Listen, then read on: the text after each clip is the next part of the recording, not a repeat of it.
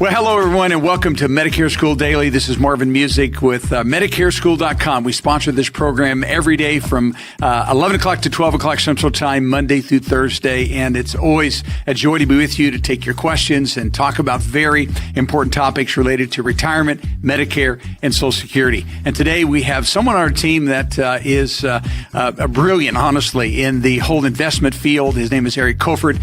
Eric is the Managing Director of our Financial Planning Division. And he's been at this business like 30 plus years or so, and really is a pro. And I asked him to join us today for this important topic. We're going to talk about, is it in your best interest, or is it a huge mistake to actually take Social Security benefits at 65?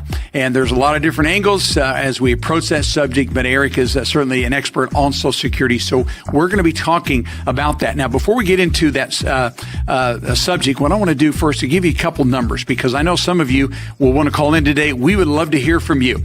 There's no pressure, of course, when you call in. We just want to have a conversation, have a dialogue with you about really whatever is on your heart as it relates to Medicare, Social Security, investments, those kinds of things, especially with Eric being on the show today.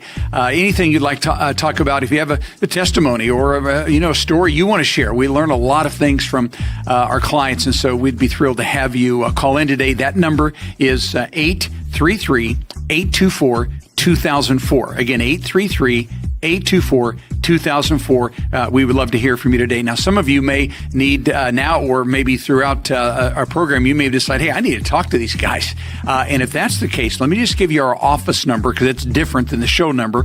But the office number is 800-782-6676. 800-782-6676. My son and I started this company actually 17 years ago. And we have about 100 employees now, and we write business all over the country.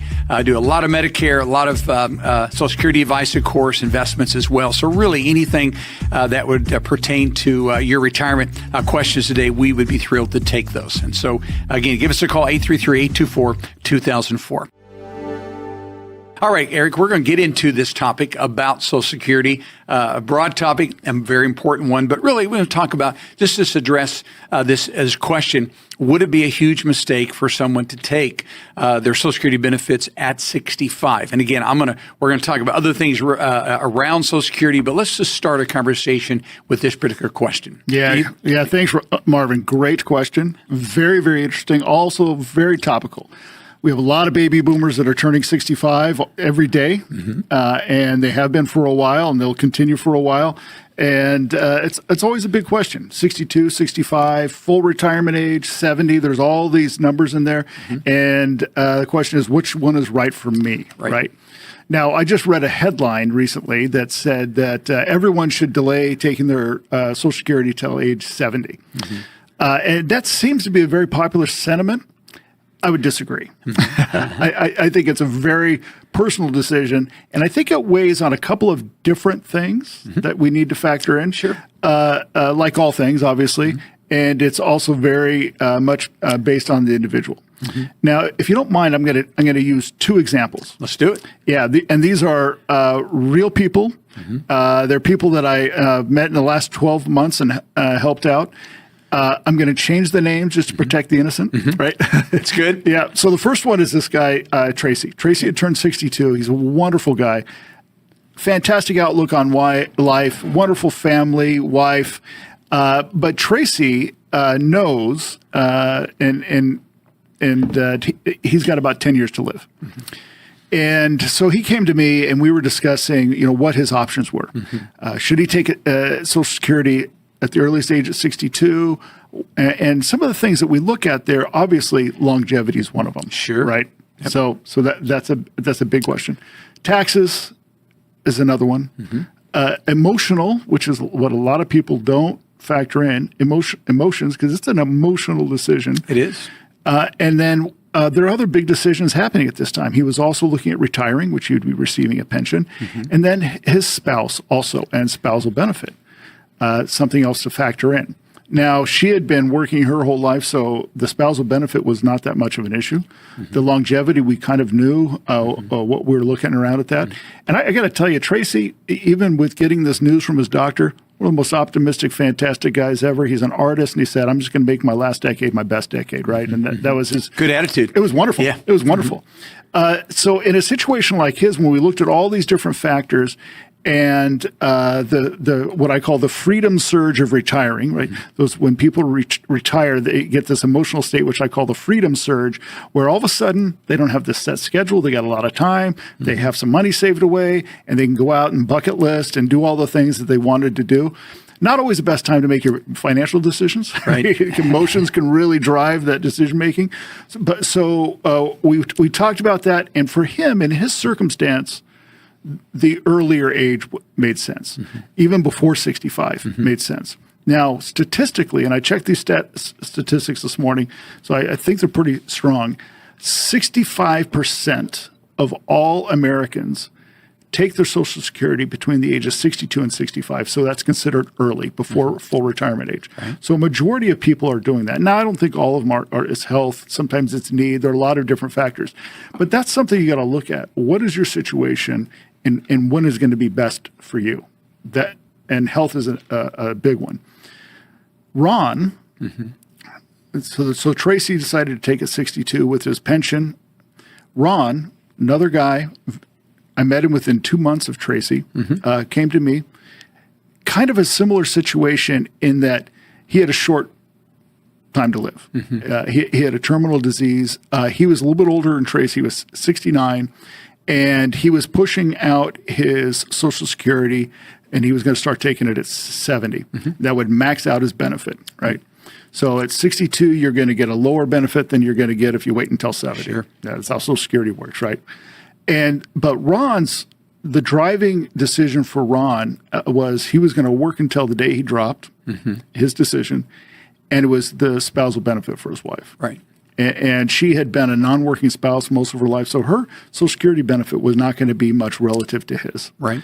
So I think that those stories really illustrate that it's really based on individual circumstance as to when you take Social Security. So whether it's 65, 62, 67, or 70, it's very individualized, very personalized. Sure.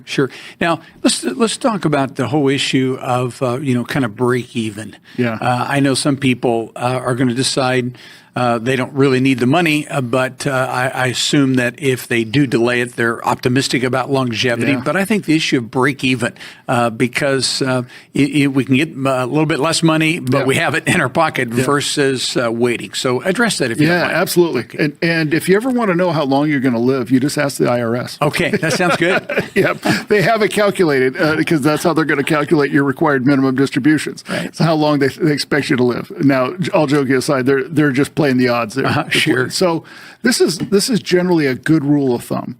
If you make it to age 65, and this is what we use in our planning approach. If you make it to age 65, we really plan for 25 to 30 plus years of life. So 65, that means we're planning to 95 or 100 for you to live. And that holds up pretty strong statistically.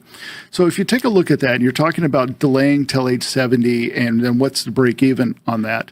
The break even is, depending on when you start taking your Social Security, is between the ages 78 and 82. Okay. So if you took it 62 versus delaying it at 70, you break it even at about age 82. Okay. So it depends on when you're going to do it. So if you are delaying and you are going to take your retirement at 70, if you're going to live past 82, or if you're pretty confident that you're going to live past 82, right. Sometimes it makes sense, assuming that you don't need the money. Yeah, you might not need it. Yeah. What's interesting, you talked about Ron waiting till age 70. I am in a similar situation. I just, of course, turned 65, just started Medicare, but I'm definitely waiting, or my plan is to wait to 70 as well, because my wife would be the same position. Very little Social Security, raise kids, and so I work some, but not enough, nothing substantial for sure. So I've always thought, well, even if it doesn't benefit me, if I didn't live to the break-even point, maybe I passed away before 82 or whatever, then she would still benefit from that. And of course, and everyone needs to know that survivor benefit is 100%. Yeah, whatever that deceased spouse was eligible for at the time they passed away. So And I think. and the Social Security Administration does that calculation for you automatically, which is great. Right, exactly right. Yeah. So we all know there's no specific time for sure, but let's talk about let's go back to Tracy.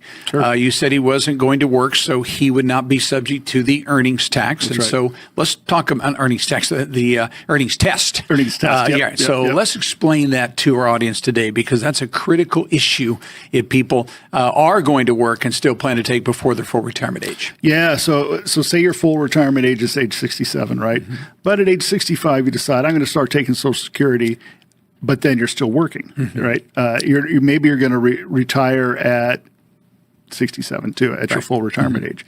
Yeah, that your Social Security benefit is going to be subject to what they call the earnings test. The earnings test, right? And so your benefit amount will be could be reduced. will most likely will be reduced. Yeah, most likely you're going to get a reduction in your benefit. Yeah. Right. Yeah. Well, what's interesting about the whole earnings test, of course, this year it's $24,480 for every $2 above we make. That our benefits reduced by $1. Yeah. But what's interesting about it is that the year that you turn full retirement age, as you know, that amount goes up drastically. Like this year, I think it's $65,160, and so we want everyone today that's listening to know that until you hit your full retirement age, you are going to be subject to the earnings test if you keep working. They're not going to test your pension income, annuity income. They're not going to test your rental income, investment income, nothing but wages, but they will test wages. But once you hit full retirement age, no more. So sometimes people are going to wait just simply because of that. They want to continue to work and they make too much money, which is a great problem to have. Yeah. Well, and in fact, I just talked to a lady the other day, school bus driver looking to retire, Social Security benefit, looking at her Social Security, and it would put her over that amount, right? So she would be subject to that, and she had no idea. And then, and as you can talk to this, when you start to talk about past age 65, there's another thing you got to look at, and that's Medicare benefit, right? Right. Yeah. So, and a lot of people look right past that. They don't think of the 2-year look back. Yeah. Exactly right. So, and I think that's important for people to know, even though those are separate decisions. When we take Social Security, when we take Medicare, they are kind of hand in glove as we approach 65 for sure. And some people, I think, believe that, hey, I ought to take my Social Security at 65 with my Medicare, but you don't have to. Now, you're going to have to, you'll get a direct bill. They're not going to have a Social Security check to draw that premium from, but you don't have to. And I encourage people, if they're still working, if they don't have to have the money and we do have longevity, wait. To that full retirement age for sure. Absolutely. And one other thing that I would throw in there, and this has become more and more popular, especially in the last 15 years, has been Roth money. And either they have it in their Roth IRA or they have it in their 401k. They'll have a portion of it that's Roth money. And in particular, when you're, like I talked about, entering into the retirement years and around age 65, you get that freedom surge, that feeling of, yay, I made it, right? And I can do all the things I've always wanted to do. It's like you're taking 30 years of dreams and putting them into a few, right? Living the life you wanted to live. A thing to factor in when you're doing any sort of planning, at least what we look at also, is how much do you have in Roth? And how much, can we maybe put some in Roth and not necessarily use it at that time, maybe, depending on what your goals and dreams are for those first 2 years of retirement. But also it can make a significant impact down the road, especially if you have that longevity. You're looking into your 70s and 80s, and you're allowing that tax-free money to be able to really grow tax-free, and the interest is compounding on it.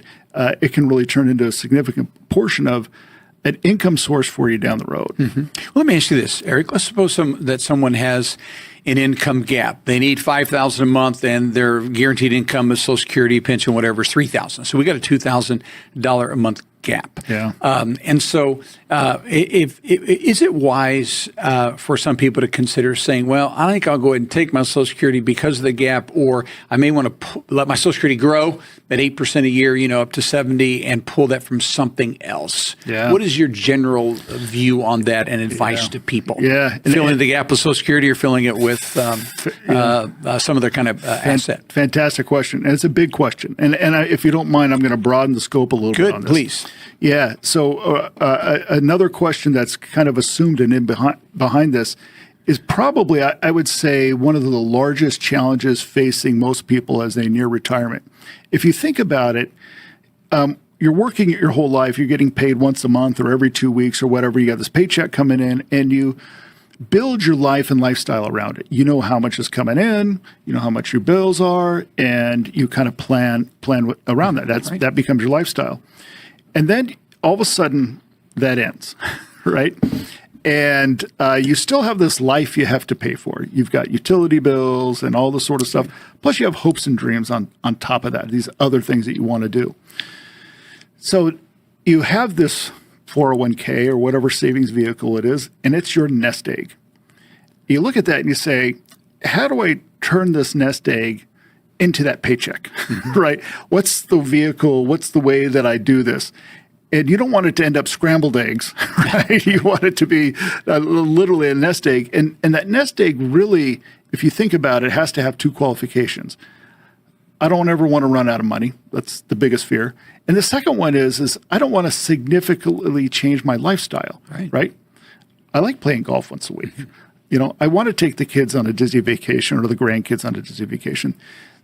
And I don't think that you should do that. I think that if you plan correctly, you can achieve both. So with that as kind of the backdrop and turning this nest egg into the consistent paycheck, I think that income gap, that's where you start. That income gap analysis is a big part of what we do every day, every hour of the day, is we solve for that first. Okay, you're getting $3,000 from Social Security and maybe a little bit from a pension somewhere, less today than it used to be. And you have $5,000 in expenses. At the end of the month, you write a check for everything you got. It comes to $5,000. And then we want to have a little extra on that. So the first thing that we solve for is, okay, we need something that we call the foundation. The way we view money is like a house, right? You have a foundation, you have walls, and you have a roof. The foundation, what we're going to do is lock, stock, cannot lose, guaranteed, got to have income. Oh, got it. That is the income source. So that foundation should be taking care of that income gap. So whatever we need to pull from that nest egg and put into that, we're going to make sure that we're covering that. Bills are paid, lights are on. Okay. Then there's a portion of it that is kind of like what we call like the growth and income piece. That's your walls. And the walls, they're good, they're important, they're holding the roof up, which is keeping the rain off of you. And you need to have good, sturdy walls, and you need to be insulated, right? Especially when you live in Kansas City. Exactly. 3 weeks in the summer, 3 weeks in the winter, you want insulation, right? So those walls, that's maybe real estate property. Those are things that are going to grow a little bit, but they're also going to kick off some income too. And then the last part is the roof. And the roof is keeping the rain off your head. And really you don't ever change the foundation on your house, but you change the foundation or the roof line over your house every so often. You have to get a new roof, right? Because it takes a lot of the beating. So the roof is really what is your hedge against inflation going forward. Over time, even though you're covering that $5,000, that $5,000 is going to creep up over time, and you're going to look back and say, gosh, I only pay $5,000 a month. Now it's $6,000, right? So you need to have something that is going to keep pace, if not exceed, that creeping growth of inflation over time, and that's what your roof is. All right. Yeah. All right, that sounds good. Yeah. Well, that I think is a great strategy. Yeah, it works for us. Yeah, exactly right. Well, that's good. Anything else that you think our audience could benefit from as it relates to this discussion about Social Security that I may be missing out? Otherwise, we're going to get to some questions. Oh, Marvin, there's so many things. Yeah, so Social Security is one of those things where we could break it into segments and have specific shows on all these different parts to it. All right. Yeah. Well, for anyone listening, if it's something that you'd like to have a personal discussion with, just call our office, ask for Eric and his team, and they will help you. Make sure you maximize Social Security and also take at the right time, whatever that's going to look like, because it is certainly an individual decision. Yeah. All right. We appreciate that. Yeah. Thank you, Marvin. This has been great. All right. We have Cindy calling from Oklahoma. Cindy, can you hear me? I am. All right. Well, glad to hear from you and looking forward to having a discussion with you about your situation here. Why don't you give us your question? And we'll. Well, I didn't really have too much of a question. I just wanted to definitely tell you that I truly appreciate everything you educate people on in regards to cancer. I never really gave it much thought. My husband had been on a Medicare Advantage trial at one point. Mm-hmm. And I just was not sleeping well. I just shuddered to think what would happen. And so I finally listened to enough of your programs and got him to listen to me. And he switched to back to his Plan F. Mm-hmm. It just worked out pretty good because the company that he had previously been with, that he quit because they were so high, mm-hmm. they went out of business. Wow. So he ended up being able to choose whatever one he wanted to go back to. This year, I went ahead and encouraged him to go on Plan G, and he did, mm-hmm. And that helped our budget. But January the 9th, he ended up in the local hospital here in the ER, and they did a CAT scan due to a fall, and he had, they found a 7-centimeter mass on his pancreas. Wow. Quite unexpectedly. We had no clue. And he had numerous other health conditions, but this was totally out of the blue. Wow. And so that was on January the 9th. He refused chemo, which we found out wouldn't have done him any good anyway. It was stage 3. It was inoperable and incurable from the beginning. Mm-hmm. February 19th, he had a biopsy done. And that surgeon confirmed that it was terminal. He came home that day and got on hospice that night and died on February 21st. Is that so right? They figured the tumor had been there about 6 to 8 months. Okay. But I will be forever grateful that you educated me about the difference between the Advantage plans and the supplement plans, because I have yet to get a single bill after his death. Yes. From anybody, and so that took a big load off me financially, for sure. Sure. Well, sorry for your loss. Now, how long were you and your husband married? 46 years. 46. Wow, that is really tremendous.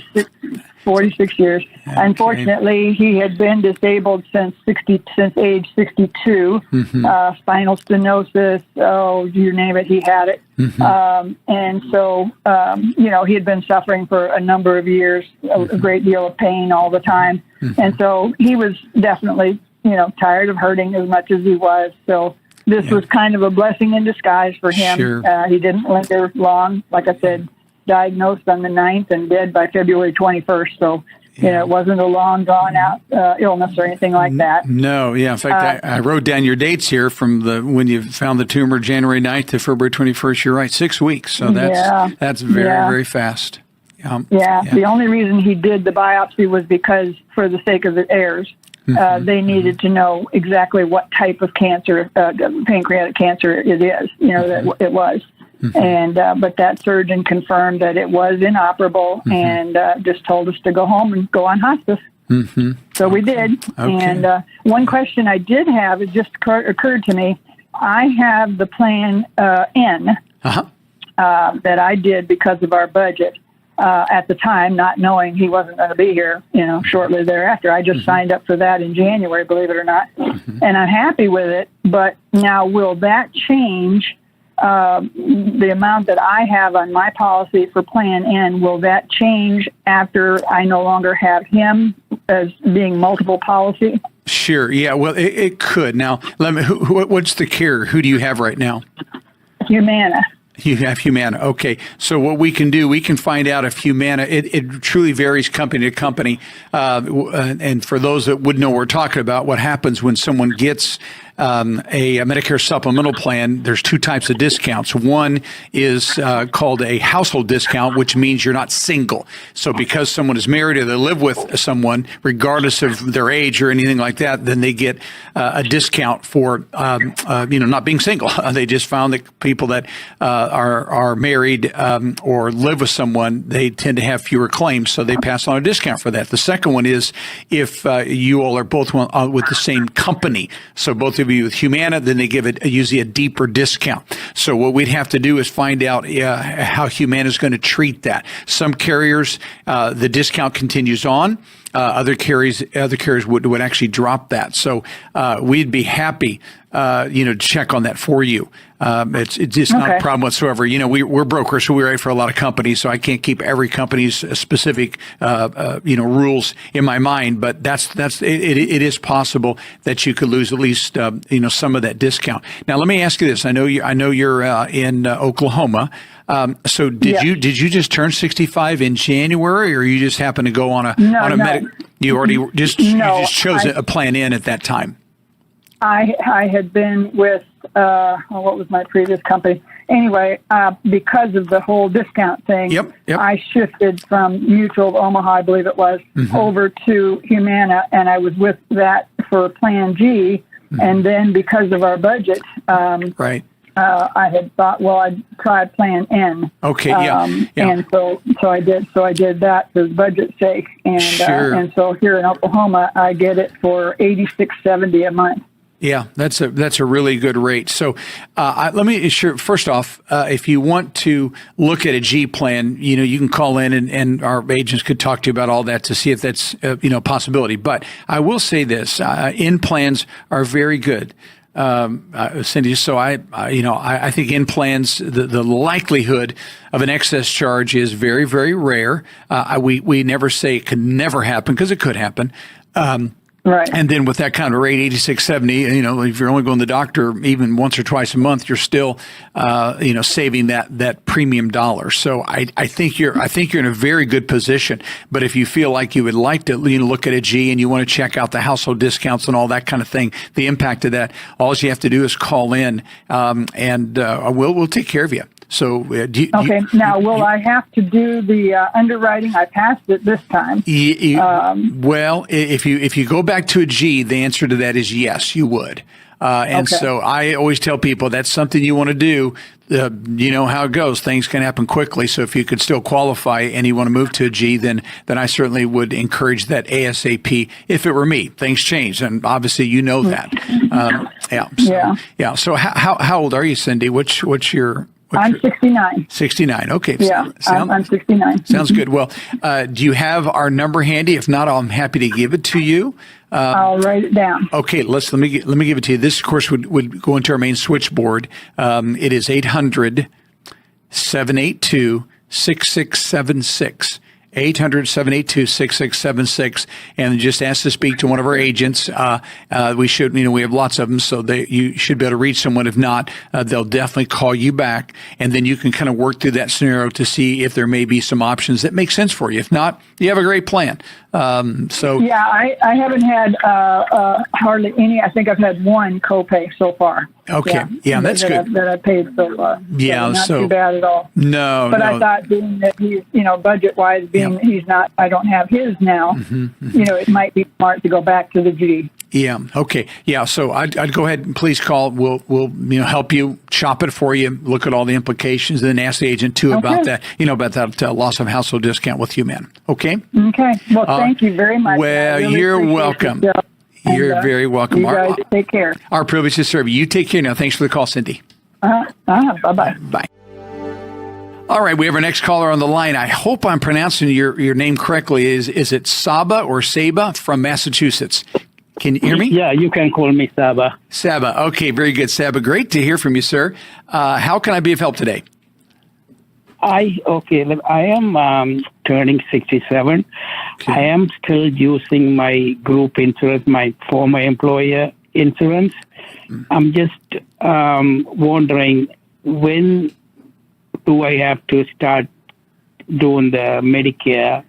Okay. And then when can enroll that one? Until I'm not sure, when. Sure. Yeah, no problem at all. Let me ask you this. So you have an employer plan. I'm assuming it's a large employer, meaning there's more than 20 employees on the payroll. Is that correct? That's correct. Okay, yes. Sounds good. Now, Saba, have you set a retirement date? Are you going to work another 6 months, a year or two, or do you know yet?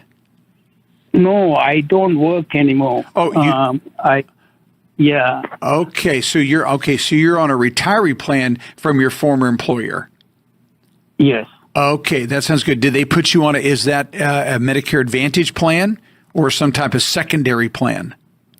I have the Cigna LLC, what do you call the regular, like a former employee, the continue as before. Okay, sounds good. Well, those can come in a couple different ways. Some previous employer plans are truly just Advantage plans. Cigna offers those, and sometimes they're secondary. So here's my question: when you go to the doctor, do you just give them one card, or do you give them two cards? Oh, I see what you mean. So my primary is Medicare. The secondary is Cigna. Okay, very good. Okay, now, so when it comes to your bills, you go to the doctor. Do you have to pay a copay at a doc's office, or are you ever billed a certain amount of money, or is everything covered by Cigna after Medicare pays? No, I do pay co-payment pretty much. Most of the time, I pay like $50, and then some of them I have to pay out of my pocket. Some of them the insurance pay, and then after the insurance pay, and then I get a bill from the Cigna. Okay. And the hospital or wherever I'm going. Okay. All right. Sounds good. Well, okay. So your question to me is, I think you wanted to know about what do you want to do in the future? Is that your question? No, my question, I'm sorry. Yeah, my question actually, so right now I'm 67. Right. And actual question is, when is this going? I don't know how my insurance right now. I have a Cigna. I don't know when that's going to end. I don't know. It's going to go through December. Then they'll have me have another one in 2027 too. I don't know how long it's going to start. But once it stops, I have to start doing the Medicare. That's what my question. All right. Yeah. Sounds good. So now I would tell you, if it's a former employer plan, which it is, those are normally lifetime. Since you have been eligible for Medicare, your A and B, which would have begun September 2024, who did you have first? Did you have Cigna since then, or Cigna just started covering you in January? I always have Cigna. You always have. Okay. All right. Sounds good. All right. So first off, I don't know if companies, when they have retirement plans, I never see them typically drop those plans unless there's some kind of financial problems with the company. So is there any reason to lead you to believe that you're going to lose this coverage in the future? Anything you've read, anything you've heard? I didn't see anything, and also I'm when January 10, 2022, I was disability too. Okay, I understand. All right, so probably you're going to be able to have this plan, for long term, probably the rest of your life. That is the norm. So maybe they could, change companies, and they may move from Cigna to United Healthcare or to Aetna or some other carrier, but I just don't think you're going to lose this particular plan at all. And it doesn't cost you anything. So, that makes me think that it could still be an Advantage plan. I'm not sure of that yet. You've never indicated by the information on your card. I still can't figure out what you have, because there are some retirement plans that are truly secondary to Medicare. and there's others that are truly Advantage plans. But you told me when you go to the doctor, you're using your Medicare A and B card. So normally when that happens, that tells me this plan could be secondary to Medicare. So here's what I would suggest, because I'm gonna have to get on to another caller here. We want to help you. If you want to know for sure what you have, you can call our office. And we actually can go and we can find that exact plan and tell you what you have. Okay. Okay. But it sounds like to me it's working. Now, you said you had to pay $50. So is that what it costs you, like to see a specialist, or is that primary care? Yeah. Anytime I go see any doctors, they, sometime once in a while they ask me $10. I don't know why. Co-payment, and then most of the time they ask me if I got to pay $50. Okay, yeah. See that kind of smells like an Advantage plan to me. Now, maybe your primary care would be 10, and the specialist would be 50. On the front of your card, does it list those copays out, or nothing about copays on the card? That's okay. Okay. You know what I have here? Open Access Plus, Wellness 0%. PCP visit 25, specialist 50, allergy insurance something like that is a 0, and hospital ER 150, urgent care 25, and then network co-insurance it says in 80% / 20%, 80/20. Oh, really? And the other one out. Mm-hmm. Yeah, out 60/40. Okay. Well, I definitely don't like that. So, you being in 80, 20, 60, 40, that is not, I would tell you, I would be, if I were in your position, I definitely would want to make sure that you're on the best plan. You're paying nothing for it. I am almost sure this is structured like an Advantage plan, but it says open access, which means you can go to anyone that takes Medicare. So what this is probably, we call them waiver programs, and this is a specially designed plan by Cigna that was made available for retirees from your employer. I'm sure this is a plan designed specifically for them. And again, everything you said was fine. My only concern would be that in-network 80/20, are they saying that's what it is if you went to the hospital? What was the 80/20/64 for what kind of services? It says network co-insurance, and then in-network. Patient, in-network. Inpatient. Okay, I got it. Yeah, I understand now. So that they're talking about if you went to the hospital, and that's what I figured. It could be skilled nursing. So on your card, does it say what your max out of pocket would be, or would you know that max out of pocket for the year, that amount? It doesn't say, but it says in DED 1,000/2,000, and then con NED 4,000 to 12,000. Okay. Well, what that means, that's individual and then a family max out of pocket. That's what that means. So if you stay in network, your max out of pocket individually is that number you said. I think it was 1,000, and the other one was 2,000. If you go out, it's 4,000 and 12,000. 4,000 individually, 12,000. Yeah. Okay. So all right. So here's what's going on. Here's what I'm pretty convinced of. Based upon what you just shared there, that would not be the way they would typically structure an Advantage plan. Okay, with that wording there. So I think you probably do have a secondary plan to Medicare. So Medicare pays first. That's why you're using your A and B card. Cigna is in the secondary position.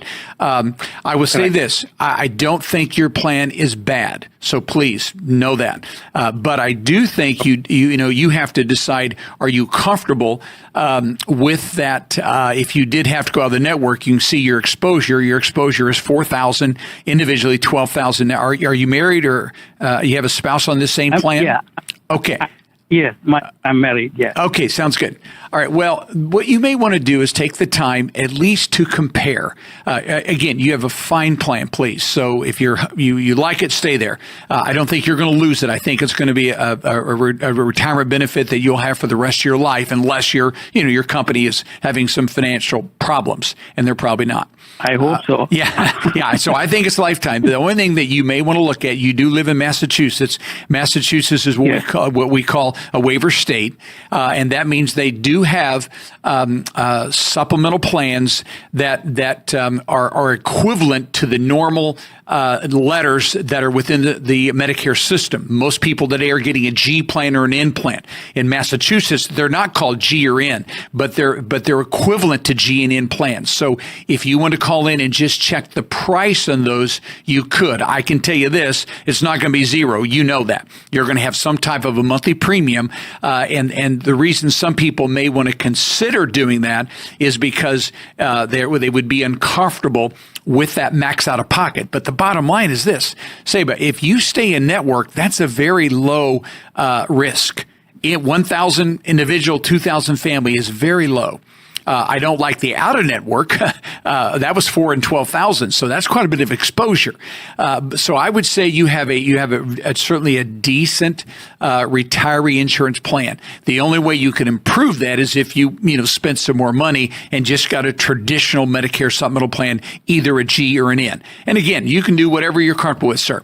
But let me give you our number. If you decide today or down the road you would like to at least compare it to the normal med sup market, then you could call us and we'd be happy to give you those numbers. Does all that make sense, sir? Yeah, and also I watch you guys a lot, and then I see you guys saying, even though I'm not anybody have like this type of insurance, then either we can get N or G. Yes, sir. Is that? Yep. And you can do that. You can get that in Massachusetts. Again, it's not going to be called G or N, but it's equivalent. There's 3 states: Wisconsin, Massachusetts. Oh boy, and there's one other. I am blanking. That's terrible. But anyways, Massachusetts is one of the 3 states that has their own system. Oh, Minnesota. That's what it is. So Minnesota, Wisconsin, and Massachusetts have equivalent plans. So it's truly identical. They just don't give them that specific letter. So you could get those. But again, it's going to be a monthly premium for you. Personally, I don't think you need to have all of them. And so you're paying zero right now out of your pocket to be on this plan, that the retiree plan, correct? Correct. Okay. Yeah. All right. So that's what I would do. I would compare it to say, do I want to spend more money on a monthly basis to reduce my risk? Again, in network, you don't have a lot of risk. Out of network, you have a little bit. So let me give you our number. And if you ever want to have that conversation, give us a call. We'd be happy at least to give you, those premium amounts. And then you and your wife can think about it and say, hey, I think we'll just stick with what we have. And that's fine. If you want to switch, that'd be fine as well. Now, keep this in mind also. When you do make a switch in your situation, I think in Massachusetts, I'm pretty sure they don't require any underwriting. So I'm pretty sure you can get that without underwriting. So regardless of health condition, you should be able to make a switch. Okay? And that varies state to state. Go ahead. So far, you think I don't have to have the extra thing, because right now pretty much I don't pay anything. Okay. Yeah, I think you can stay right where you are, and I don't think you're going to lose it. I just don't. I think your employer has negotiated a good plan with Cigna, and so it's zero premium to you. You got a little out of pocket, but look at your exposure. I mean, remember that what it said on the card: 1,000 individual, 2,000 family. That's very little exposure. So I think you're in a very good position. I just want to make sure you know that if you ever were concerned about that out of network risk, then that would be the time you may want to look at a supplemental plan. But again, I think you're very, very, where you're sitting right now is excellent. Okay. Okay, beautiful. Thank you so much. Oh, and you're welcome. I'm sorry it took so long to get to this place, but I want to be honest with people, and so I had to really figure out what do you have, and I'm pretty confident that the advice I've given you is going to be very accurate. Okay. Very good. I've been every time I've been watching guys for a while now. All right. I like to watch anything live, especially with I'm going through this thing, and then I don't know when I'm going to start the Medicare. So I'm so interested in every single time I watch, if I can. Yeah, well, Saba, just remember something. You are on Medicare because you have that Medicare A and B card. And if you have that red, white, and blue card, you want to look at it. It does have A and B on it, doesn't it? Because it should. Yes, it does. Okay, good. Yeah, yes. So you're on Medicare, and that part of your Medicare is for life. You don't have to worry about it. And now Cigna's paying second. You've got a good plan because your employer has provided that. So if I were you, I'd stay right where you are. I think you're sitting well. You got a drug plan included in that as well. So you really are in a great position. But we're glad you watch and listen, and hey, you can be a great resource for your friends as well. Okay? Yeah, I'm looking at my card, the Medicare card. It says Hospital Part A, Hospital Part B. Yep. Start July 1st, 2024. That's exactly right. On both A and B. Yes. Yes, sir. So you're good. So that's for life. You'll never have to change that. And of course, you probably are on Social Security, so they're taking that premium out of your Social Security check. Okay. Okay. That's what's happening. So really, you have to do nothing. You're set, and probably will be for years to come. All righty. Okay. Okay. Yeah, Saba, thank you so much. You're very really welcome. Appreciate your time. I enjoy talking to you. Take care, sir. Yeah, thank you. Bye. All right, folks. Well, that's it for today. I hope you enjoyed the session, especially on Social Security. Excellent information from Eric. And then we'll be back tomorrow, of course. And so if you want to call in and be on the program, let me give you the number real quickly. It is 833-824-2004. And we love to hear from you. And everyone has different situations, different circumstances, and we're happy to dig into those and answer your questions to make sure that you're making great Medicare decisions. Okay, so give us a call, 833-824-2004. To be on the show. And then again, if you need an agent, we are brokers. We're in every single state in the country. We write in all 50 states and DC. And so you can call in anytime, 7 a.m. to 7 p.m. Central. That's Monday to Thursday. Then on Friday, it's 7 a.m. to 6 p.m. And so you can call in. Our office is 800-782-6676. If you need help enrolling into Medicare, if you need help with prescription drug plans, supplemental plans, Advantage plans, you want to compare plans. Some of you may be retiring right now, and you got to go on Medicare. Well, you may be down to the wire. We'll be happy to walk you through that entire process. And if you just want to compare to make sure you're on the right plan, or you have an employer plan available, but it's not real good, many times people like to come off those at 65. You can certainly do that as well. But whatever your situation is, we'd be delighted to serve you, to help you, to make sure you're making great Medicare decisions. We'll see you tomorrow.